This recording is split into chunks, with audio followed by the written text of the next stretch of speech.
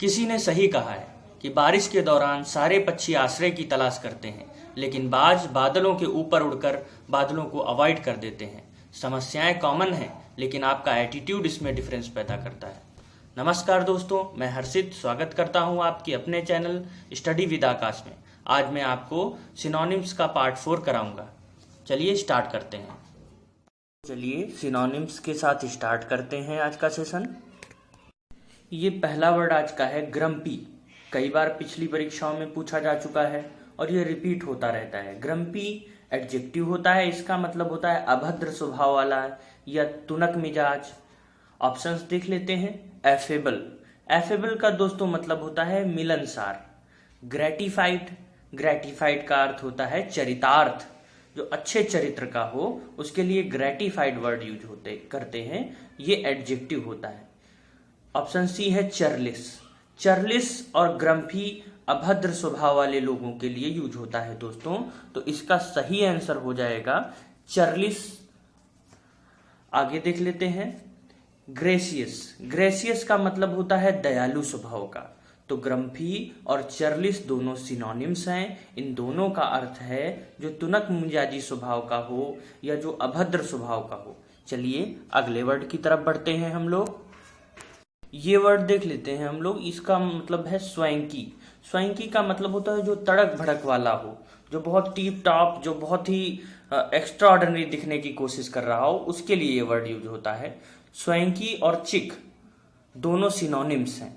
आगे के वर्ड्स देख लेते हैं। स्लगिस, स्लगिस आलसी लोगों के लिए यूज होता है।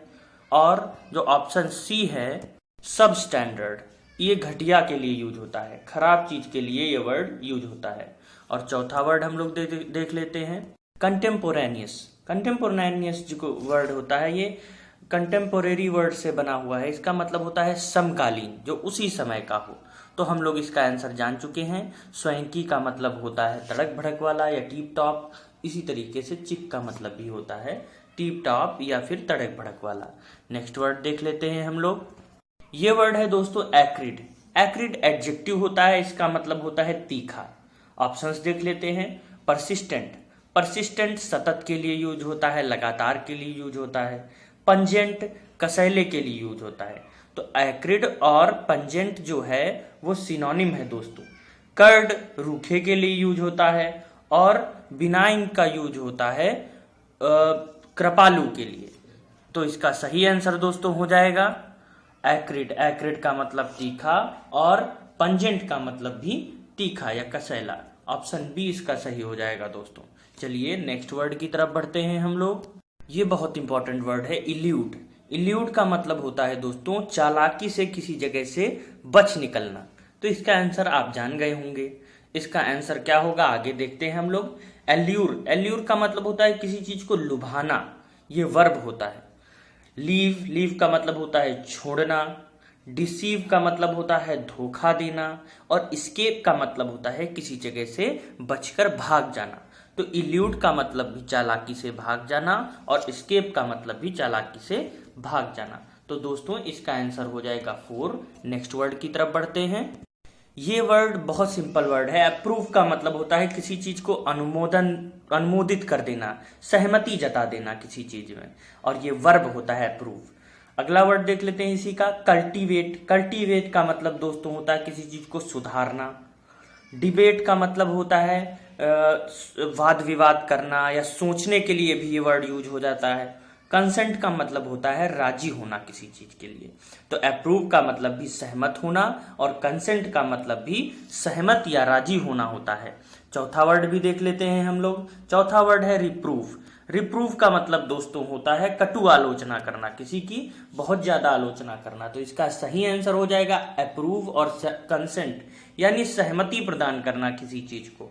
नेक्स्ट वर्ड देख लेते हैं दोस्तों। ये वर्ड है दोस्तों लीनेज। लीनेज का मतलब होता है कुल या वंशावली के लिए ये वर्ड यूज होता है दोस्तों। पेडेग्री भी इसी के लिए यूज होता है, किसी नस्ल या वंश या कुल का अर्थ पेडिग्री के लिए लिया जाता है, इसीलिए इसका सही आंसर दोस्तों ए हो जाएगा।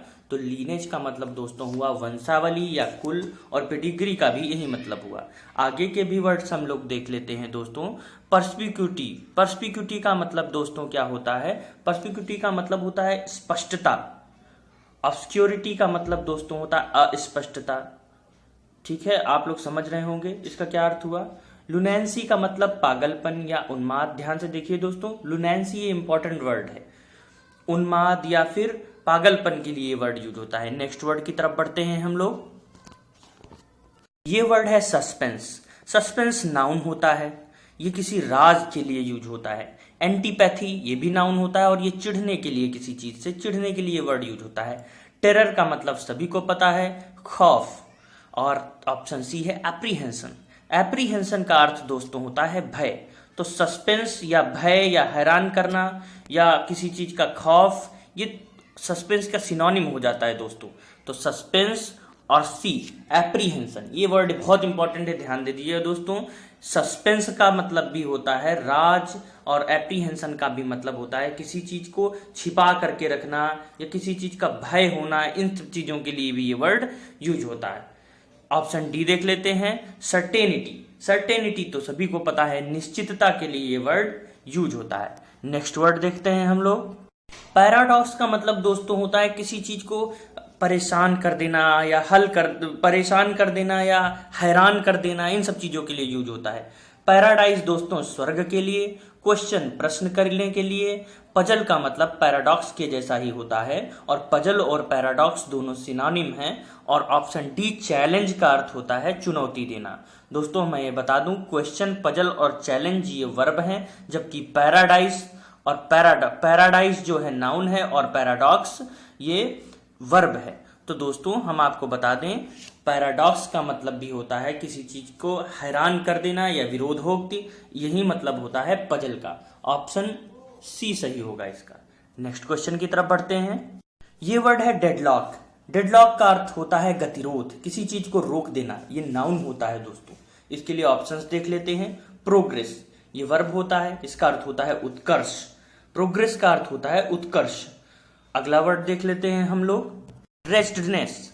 ऑप्शन बी है, रेस्टनेस का मतलब होता है दोस्तों दुर्दशा किसी चीज की करना, खराब करना किसी चीज को।